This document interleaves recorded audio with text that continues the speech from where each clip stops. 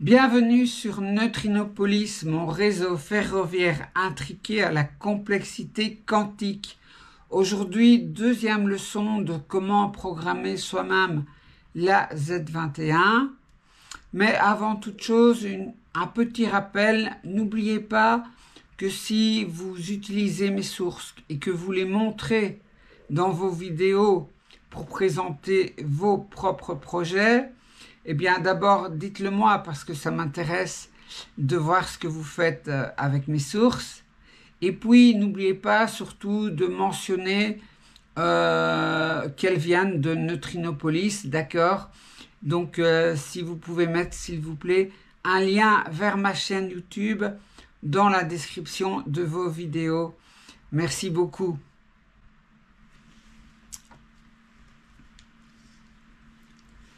Alors, le sommaire de cette deuxième leçon, on va donc lire le numéro de série de la Z21, ce qui va nous permettre de tester les fonctions d'initialisation et de clôture que nous avions fait la fois précédente.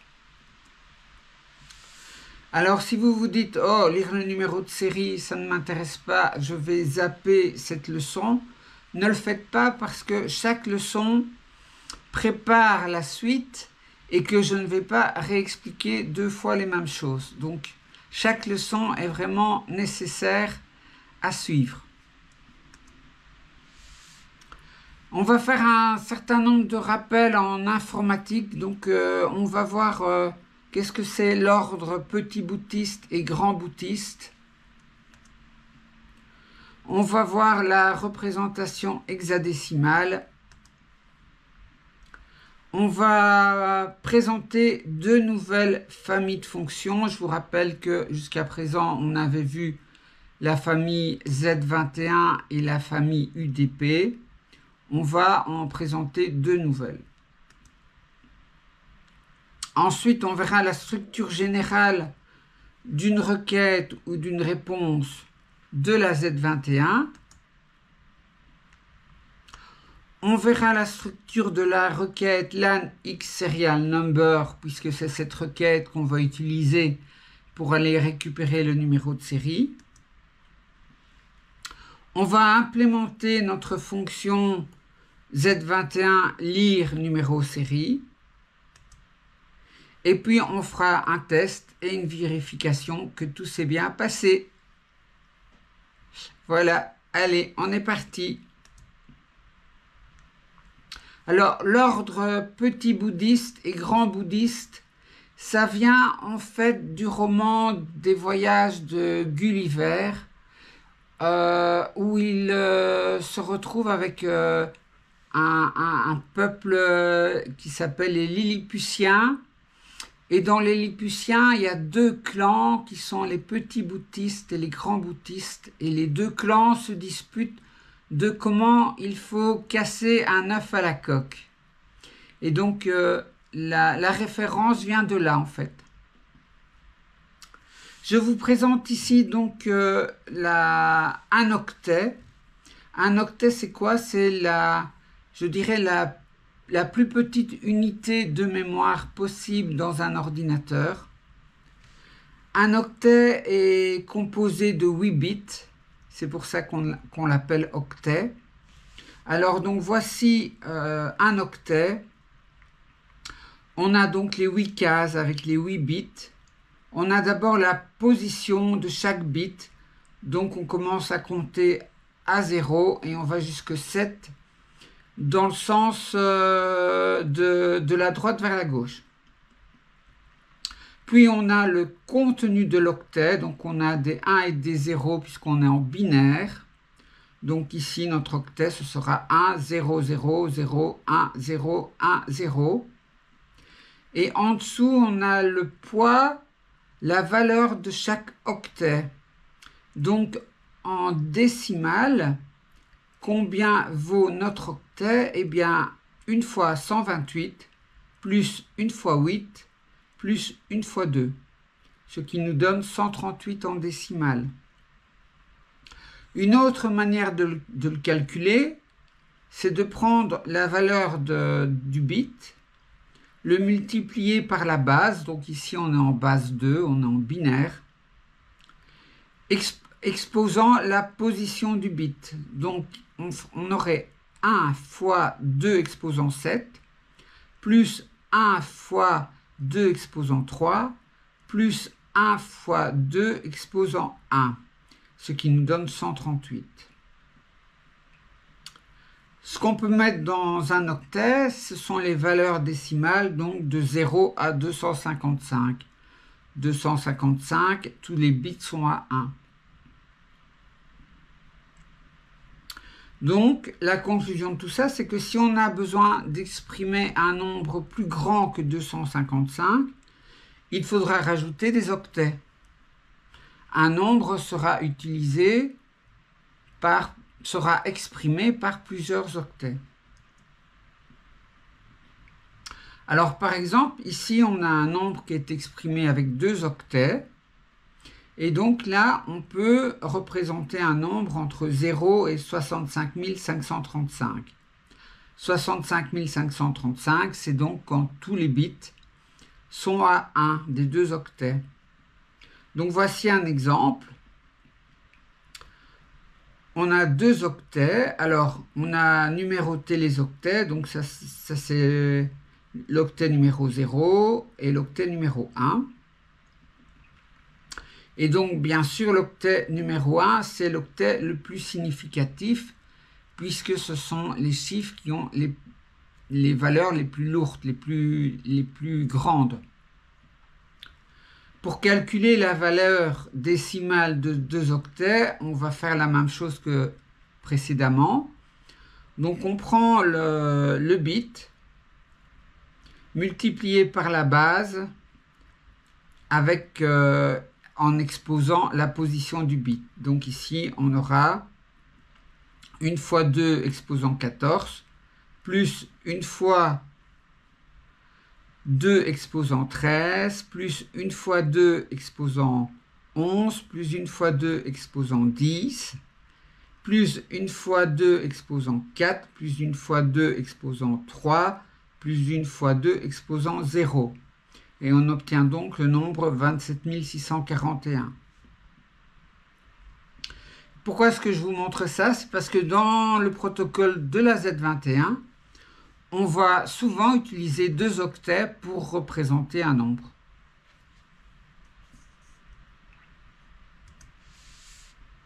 Ici, j'ai repris l'exemple de la page précédente. Donc, on a notre nombre 27 641 qui est représenté, exprimé par 2 octets.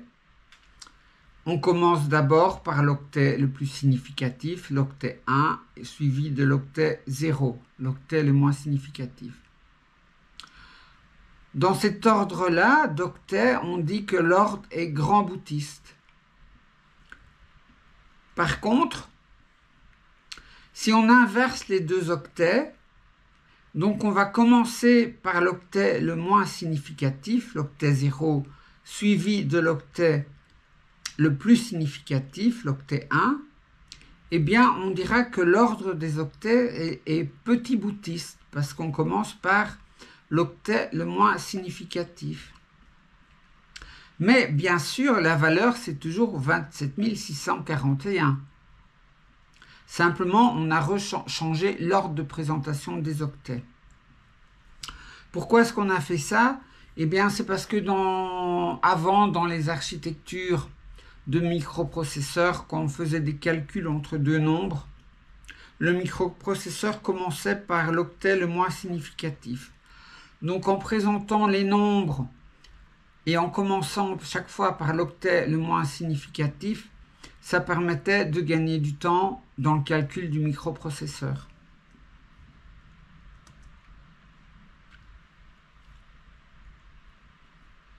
Maintenant, la représentation en hexadécimale. Donc, en base 10, en décimale, on a 10 chiffres, de 0 à 9.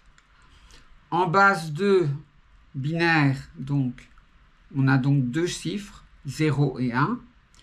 Et en base 16, en base hexadécimale, on va donc avoir 16 chiffres. Et donc comme dans notre police de caractères, on n'a pas de caractère pour exprimer le 10 jusque 15, on va utiliser des lettres. Donc A voudra dire 10, B voudra dire 11, etc. jusque F qui voudra dire 15. Un octet en base 16, on n'a besoin que de 2 cases. Et donc, voici donc l'exemple d'un octet représenté en hexadécimal. On a toujours la position de la case, donc 0 et 1. On a comme valeur ici dans chaque case, un exemple, on a AC. Et on va écrire ça, si on veut exprimer un nombre en hexadécimal, on va écrire 0x, qui veut dire hexadécimal, AC. Si on veut calculer ce que ça vaut en décimale, on fait la même chose que tout à l'heure. Donc on va multiplier la valeur de la case fois la base, avec en exposant la position du chiffre. Donc ici, A c'est 10, Donc on aura 10 fois la base 16 fois la position c'est 1. Donc 10 fois 16 exposant 1 plus C c'est bien 12 fois 16 exposant 0. Et donc ici, dans cet exemple, on a un octet en décimale qui vaut 172.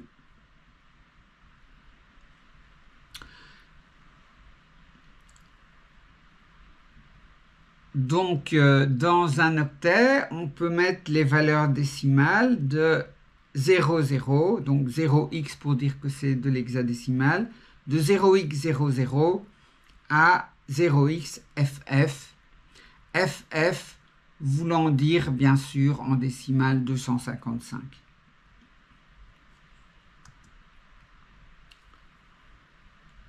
Maintenant, si je reprends un nombre hexadécimal, mais exprimé en 2 octets, d'accord? Eh bien, voici un exemple. Donc ici, on a donc dans le premier octet la valeur hexadécimale 6C et dans le deuxième octet la valeur hexadécimale 19. L'octet 1 étant bien sûr l'octet le plus significatif. Donc comment on fait le calcul pour savoir la valeur décimale? Ici, ce sera donc 6 fois la base, donc 16, exposant la position, c'est-à-dire 3, plus C, c'est 12. 12 fois la base, exposant la position, c'est 2. Plus 1 fois 16, exposant 1, plus 9 fois 16, exposant 0. Et on obtient 27 641. Ici, l'ordre est grand boutiste, puisque l'octet significatif est présenté d'abord. Si on inverse, eh bien, l'ordre est petit boutiste, puisqu'on a présenté l'octet 0 d'abord. Mais la valeur qui représente ces deux octets est toujours la même, c'est toujours 27 641. Le calcul est toujours le même pour trouver cette valeur. Simplement, il faudra tenir compte quand on fait le calcul d'une valeur décimale représentée en 2 octets, il faudra savoir où est l'octet le plus significatif et donc savoir si on est dans un ordre petit boutiste ou grand boutiste.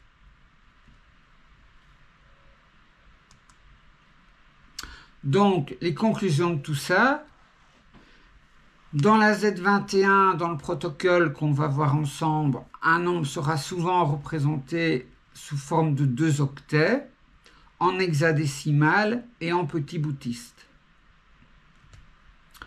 Donc, le nombre qu'on a vu, 27 641, sera donc représenté par la séquence de 2 octets 0x19 suivi de 0x6c.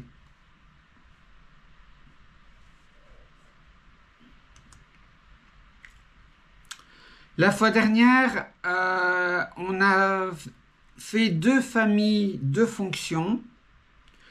Je vous ai dit, on a fait une famille qui est préfixée par Z21 et c'est avec cette famille de fonctions, c'est cette famille de fonctions que vous devez utiliser pour développer votre interface, votre pupitre de commande. Et puis, on a fait une famille de fonctions préfixée par UDP parce que c'est les fonctions pour envoyer, recevoir, initialiser la communication avec la Z21. Alors, aujourd'hui, on va développer deux autres familles de fonctions. Une famille qui sera préfixée par LAN. Et là-dedans, on va trouver toutes les requêtes de la Z21 et les réponses de la Z21 qui sont donc expliquées dans le protocole de la Z21. Et puis on va développer une famille de fonctions utilitaires et donc ce sera comme une boîte à outils où quand on a besoin de faire quelque chose, on ira puiser dans cette boîte à outils pour trouver ce qu'on doit faire en fait.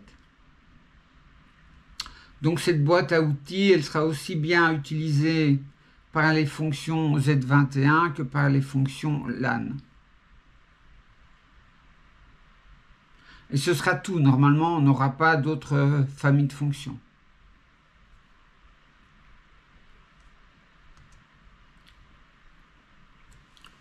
On en arrive maintenant à comment est structurée une requête ou une réponse de la Z21. Donc j'ai repris ce qu'il y avait dans le document qui décrit le protocole, donc c'est en anglais. Donc une requête ou une réponse, c'est toujours présenté de la même manière. C'est un paquet, donc un ensemble de bytes. On a d'abord, pour commencer le paquet, on a la longueur du paquet exprimée sous la forme de 2 bytes en petit boutiste, justement. Ensuite, on aura un identifiant qui identifie la requête ou bien la famille de requêtes. Cet identifiant, c'est donc un nombre qui sera également représenté par 2 octets et également en petit boutiste. Et ensuite, on a nos données, et là, ça peut varier, le nombre d'octets peut varier selon la requête. Donc, en fait, la longueur qu'on trouvera en tout début de requête, ce sera donc 2 bytes plus 2 bytes plus 1 byte.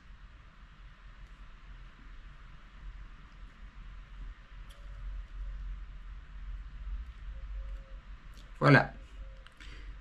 Qu'est-ce qu'il dit d'autre? Il dit que si ce n'est pas spécifié, l'ordre des bytes est petit boutiste, c'est-à-dire le byte de plus faible poids d'abord. Alors je termine cette description théorique par la requête qu'il faut envoyer à la Z21 pour obtenir le numéro de série. Donc la requête, ça s'appelle LAN get serial number. Et donc ceci, j'ai tiré ça du protocole, du document de la Z21 qui décrit le protocole.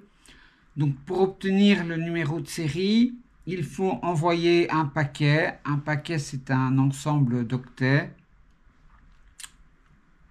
Alors ce paquet, il va être constitué comment? D'abord, comme on l'a déjà dit, de la longueur du paquet en 2 bytes petit boutiste, l'identifiant de la requête ou de la famille de la requête en 2 bytes petit boutiste, et puis les données, mais ici pour cette requête-ci, il n'y a pas de données. Donc finalement, on voit que cette requête, elle aura 1, 2, 3, 4 bytes, et c'est normal puisque je vois que la longueur, c'est 4 en hexadécimal, donc c'est 4 en décimal. L'identifiant de cette requête, ce sera 10 en hexadécimal, ce qui veut dire 16 en décimal. Lorsqu'on envoie ce paquet à la Z21, on va recevoir un paquet en retour qui est décrit ici. Ce paquet, il est constitué, on voit ici, de 8 octets. Ensuite, on aura le même identifiant de la requête, c'est-à-dire 10 en hexadécimal. Et ensuite, on aura donc 4 octets, 32 bits, 4 octets qui représentent le numéro de série. Et ces 4 octets sont en petit boutiste.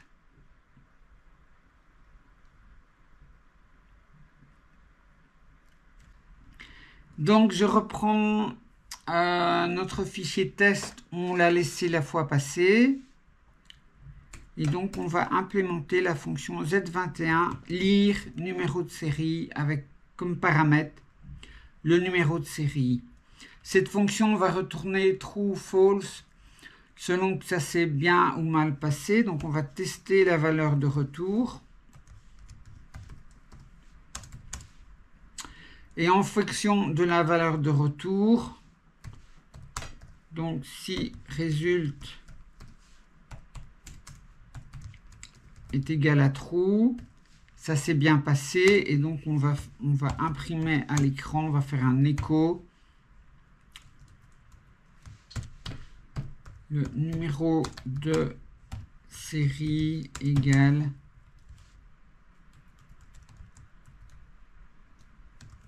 et on va afficher le contenu de la variable numéro série. Par contre, si ça s'est mal passé, alors on mettra un message d'erreur. Erreur dans la fonction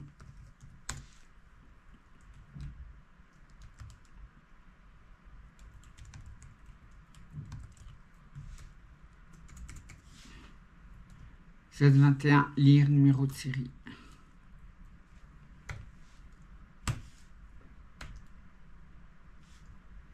Voilà, alors il ne nous reste plus qu'à implémenter la fonction. La voilà. Alors, voilà comment est déclarée la fonction.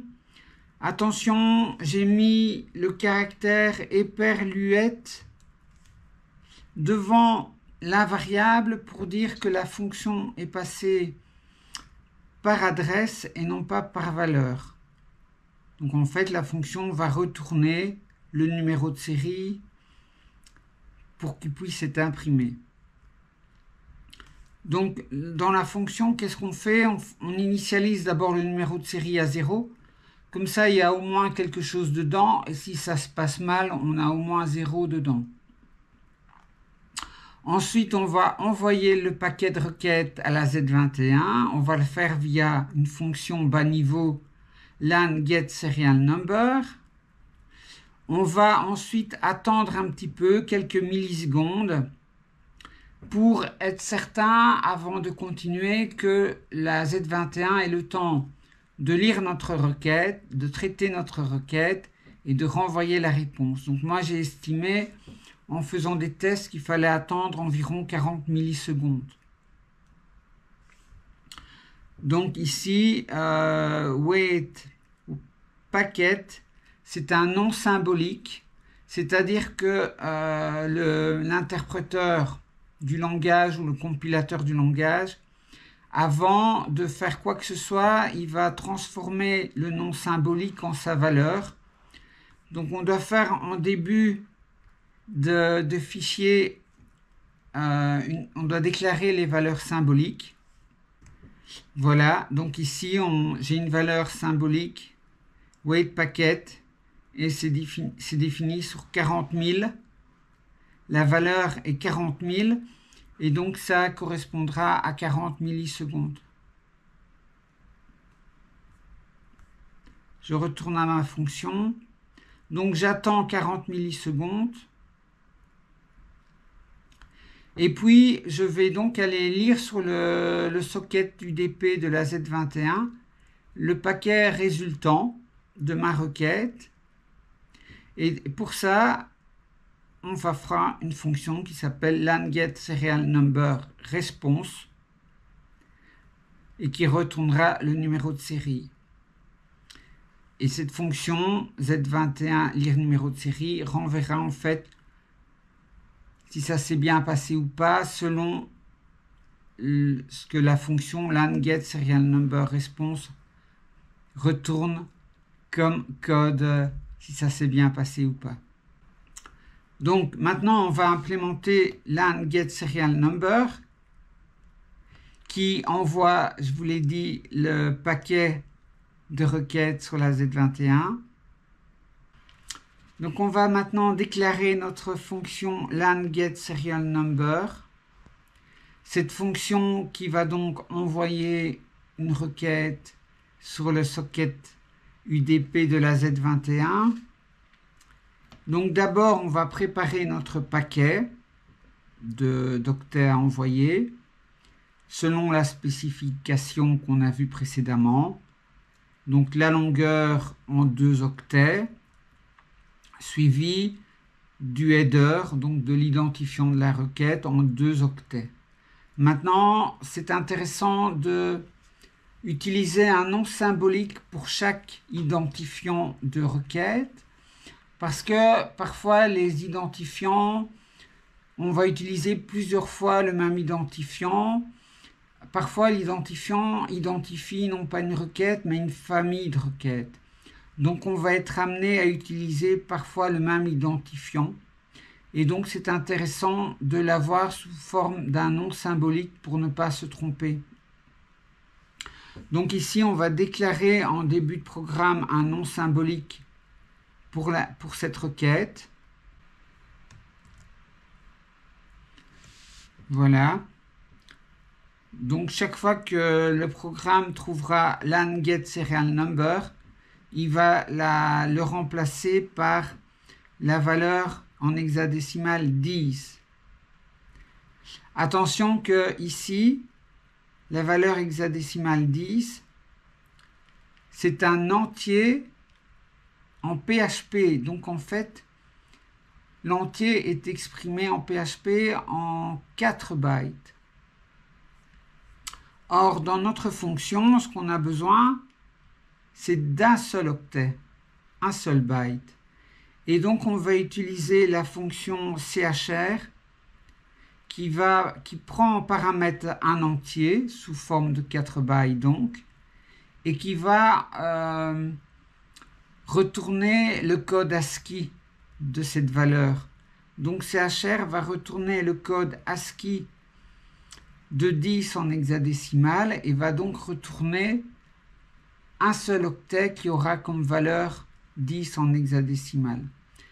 C'est pour ça en fait il y a une conversion à faire puisque donc on a besoin que d'un seul octet et LAN-GET-SerialNumber est exprimé sous forme d'entier, donc de 4 octets. Donc ici on fait la conversion, si vous voulez, de 4 octets vers 1 octet. Et pour terminer, on termine par 0 comme dans la spécification du protocole. Une fois que notre paquet est prêt, on doit l'envoyer sur le socket UDP de la Z21. Donc, on va utiliser une fonction qu'on va appeler UDP-SEND qui prend en paramètre notre paquet. La déclaration de notre fonction UDP-SEND, c'est facile. On va donc utiliser une fonction qui envoie le paquet sur le socket UDP. Cette fonction s'appelle socket-send. Il faut d'abord préciser quel est le socket sur lequel on veut travailler. Et c'est pour ça en fait qu'on doit déclarer de nouveau la variable socket-ptr comme étant globale puisque c'est le pointeur vers notre socket UDP qu'on a ouvert précédemment. Vous vous rappelez dans la leçon 1. Deuxième paramètre, c'est notre paquet. Troisième paramètre, c'est la longueur du paquet. Pour ça, pour calculer la longueur, on utilise une fonction strlan qui retourne la longueur en fonction du paramètre qu'on donne. Et puis un dernier paramètre qui est 0, qu'on n'utilise pas. Donc si on en revient maintenant à ce qu'on a déjà fait, dans notre fonction Z21 lire numéro de série, on a fait la requête qui envoie le paquet. Maintenant, on doit faire la requête LAN get serial number response. Donc aller lire sur le socket UDP le paquet et renvoyer le contenu du paquet, c'est-à-dire le numéro de série. Comment est déclarée notre fonction LAN get serial number response? On va mettre un caractère éperluette devant le paramètre pour dire qu'on passe le paramètre par adresse. Et puis ensuite, on va diviser pour régner parce que c'est un peu compliqué. Donc en fait, on va faire une fonction LAN qui va aller lire le paquet sur le socket UDP et qui va déjà nous retourner les deux parties du paquet. Donc d'une part, l'identifiant du paquet qu'on appelle le header et d'autre part, les données du paquet. Si le header est bien égal à l'identifiant LAN get serial number, à ce moment-là, on sait que dans les datas, on a le numéro de série qui est exprimé en 4 octets petit boutiste. Donc, on va aller transformer ce numéro de série en un entier. Donc, on va faire numéro de série égale, on va utiliser une fonction unpack avec comme premier paramètre v qui signifie qu'en fait on est en 32 bits non signés. On donne comme deuxième paramètre notre data et puis ça retourne un tableau et on va prendre le premier paramètre du tableau qui est en fait le numéro de série sous forme entier. Et puis on a terminé et on renvoie true. Sinon, dans les autres cas, c'est qu'il y a eu un problème et on renvoie false.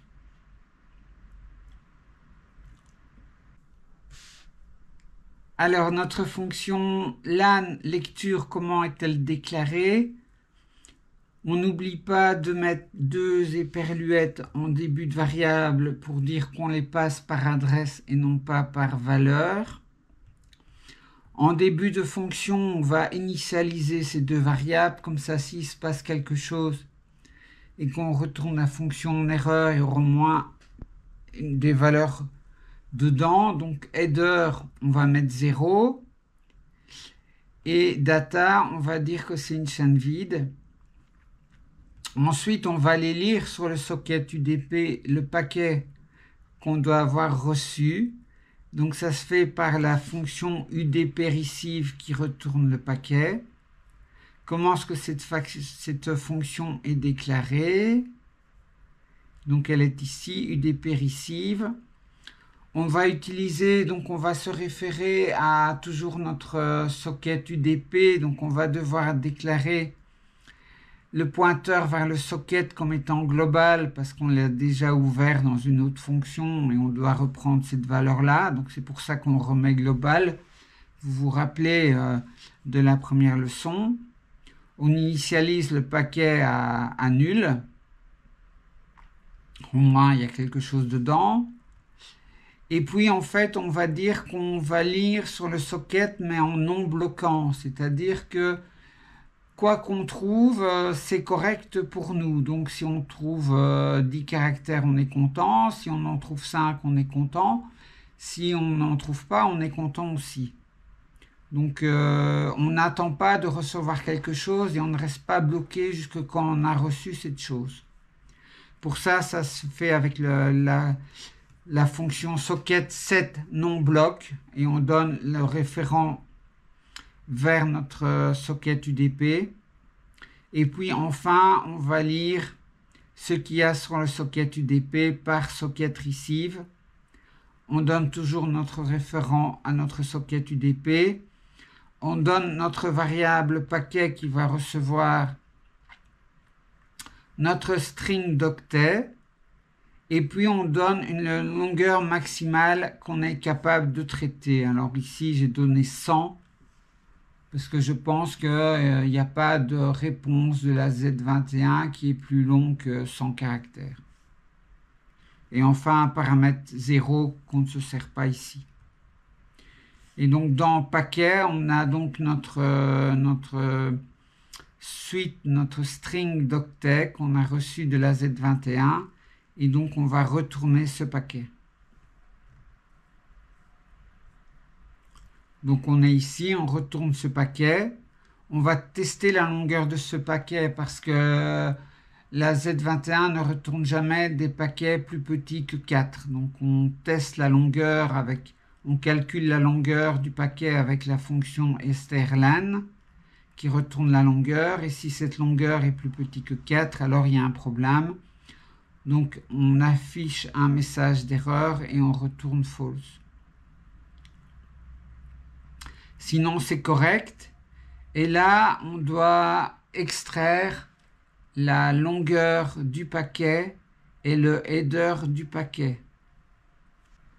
Alors la longueur est ici, vous vous rappelez, on a la longueur est en 2 octets et en petit bouddhiste. Et le header est en 2 octets petit bouddhiste. Donc on commence le paquet commence par les 2 bytes de la longueur et puis les 2 bytes du header. Donc on va faire notre première fonction de notre boîte à outils. Cette fonction s'appelle donc, je l'ai mis en anglais, donc c'est utilitaire 2 bytes little and yan to integer, donc 2 octets en petit boutiste vers un entier. Donc cette fonction prend une chaîne de 2 octets en entrée. On va prendre le premier octet et on va le mettre dans une variable qui contient un entier. Donc pour ça, on utilise la fonction ort. Ort, c'est la fonction opposée, inverse de la fonction chr. Donc cette fonction prend un caractère et retourne un entier. On va faire la même chose pour le second octet. Donc on transforme le second octet en un nombre en entier. Alors pour calculer en fait la valeur exprimée par les 2 octets en petit boutiste, eh bien on doit additionner ces 2 nombres-là en tenant compte que le nombre 1 était l'octet le plus significatif. Et donc il faut le multiplier par 256. Une autre manière de le faire, c'est de décaler tous les bits de 8 positions vers la gauche. Donc finalement, la valeur qu'on va obtenir, c'est le nombre 1 qu'on a décalé tous les bits de 8 positions vers la gauche, plus le nombre 0. Et ça, on obtient donc la valeur décimale des 2 octets. Si je reprends mon slide qu'on a vu précédemment, eh bien on est dans ce cas-ci, on a 2 octets et on doit calculer la valeur en décimale. Eh bien c'est ce que fait cette fonction-ci. Donc la valeur de la longueur, on utilise la fonction pour la calculer.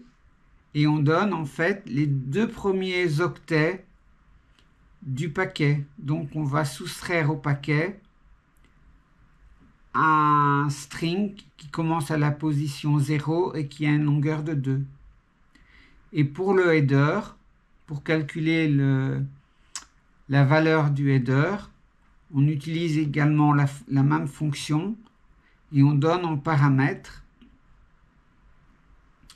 un string qui est un sous-string du paquet qui commence à la position 2. Donc la position numéro 2, en fait, c'est le 3e octet sur une longueur de 2. Et on va obtenir la valeur en décimale, en entier, de l'identifiant de la requête. Il ne nous reste plus qu'à soustraire les données du paquet. Alors, pour ça, il faut voir que le paquet fait plus que 4 octets de longueur. Donc, on teste la longueur qu'on a calculée. Et si cette longueur est plus grande que 4, ça veut dire que le paquet contient des données. Et donc, on va soustraire au paquet les données. Donc, on va utiliser la fonction substring. Donc, on va prendre le paquet. Dans le paquet, le string qui commence à la position 4, donc au 5e octet jusqu'au bout. Et on va mettre ça dans data. Et puis, on retournera true puisque, en fait, ça s'est bien passé. Alors, on a terminé. Donc, on peut tester pour voir si ça fonctionne. Donc, je vous rappelle que ce qu'on fait, on initialise la Z21. On envoie notre requête pour lire le numéro de série. On imprime ce numéro de série. Et puis, on clôture notre session avec la Z21. Donc, on va maintenant tester notre programme. Alors, n'oubliez pas que votre PC, évidemment, doit être connecté au réseau LAN de la Z21. Donc, n'oubliez pas que si vous êtes en Wi-Fi, vous devez regarder que vous êtes bien connecté sur le routeur de la Z21. Donc, c'est mon cas ici. Donc, je vais lancer un prompt pour exécuter mon fichier test.php. Donc, je vais lancer l'interpréteur PHP qui doit exécuter test.php. Et voilà, c'est bien l'affichage numéro de série égale 260 107. Alors, est-ce que c'est correct? Est-ce que c'est bon? Eh bien, on peut le vérifier facilement en lançant le programme de maintenance de la Z21. Alors, si vous ne l'avez pas sur votre ordinateur, je vous donne le lien pour l'installer. Je vous donne le lien en description de cette vidéo.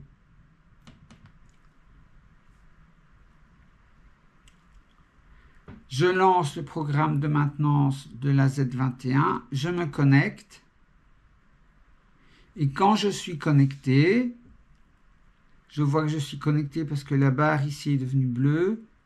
Je vois ici que dans les paramètres, le numéro de série, c'est bien 260 107. Voilà, c'est terminé pour aujourd'hui. Alors dites-moi ce que vous en avez pensé. J'espère que c'est pas trop difficile. Moi, j'essaye vraiment de faire des choses simples. En tout cas, là, on a fini pour la théorie. Donc la prochaine leçon, on va se mettre directement à implémenter les fonctions pour commander un aiguillage. Donc le mettre courbe ou droit. Pour ça, on va construire pas mal de fonctions dans notre boîte à outils. Et donc, il faudra peut-être 2 vidéos pour implémenter la commande de l'aiguillage. Je ne sais pas trop encore, je vais voir. En tout cas, en attendant, merci d'avoir voyagé avec moi sur les rails de la créativité. Mais n'oubliez pas que la prochaine station, c'est la vôtre. Allez, salut, au revoir, à bientôt.